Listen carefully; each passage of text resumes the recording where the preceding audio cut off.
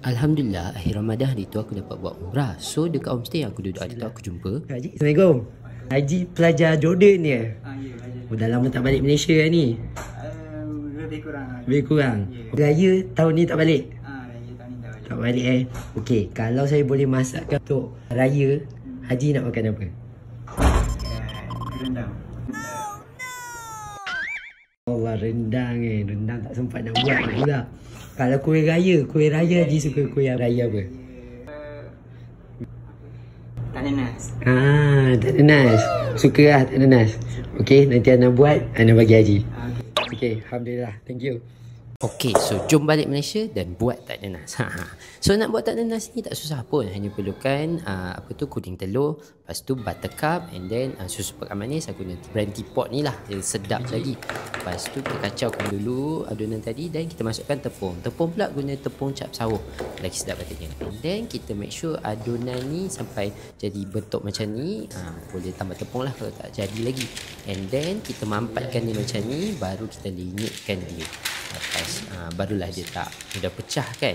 And then untuk acuan, korang boleh guna apa-apa acuan. Macam ni aku guna yang plastik lah, senang dah biasa kan. Lepas tu untuk jam nenas dia pula sebenarnya lagi sedap kalau buat dari scratch. Buat nenas tu tapi tak sempat lah, so aku beli yang dah siap je. Untuk bakar pula, make sure bergantung jugalah pada oven tu. Kalau oven tu panas, bakar tak lama lah. Warna dia macam ni je dah just nice. Dah siap, jom kita hantar. Okey Haji, Alhamdulillah. Ada dah tak nanas. Tanya dah bawa siap-siap di Malaysia hari tu. Macam tak tahu je Haji memang nak tak nanas lah. Okey, so cuba Haji tengok Haji makan.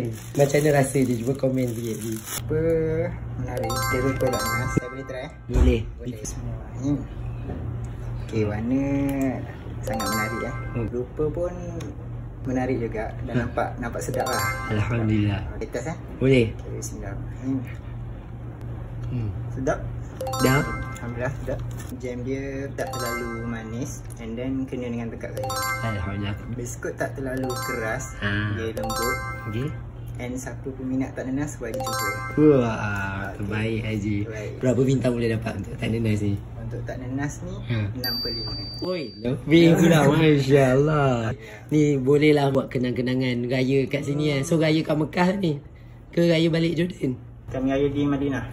Bolehlah Haji jamu kawan-kawan Haji semua ni. Berapa orang semua? 4 orang. 4 orang ni. Tak nanas lah. Takut tak sampai kat dia orang. Ya, sedap sangat tu. Alhamdulillah pengobat rindu tu. Baik Haji. InsyaAllah jumpa lagi. Semoga ni murahkan rezeki. Amin ya Rabbal Alamin. Terima kasih Haji. Assalamualaikum.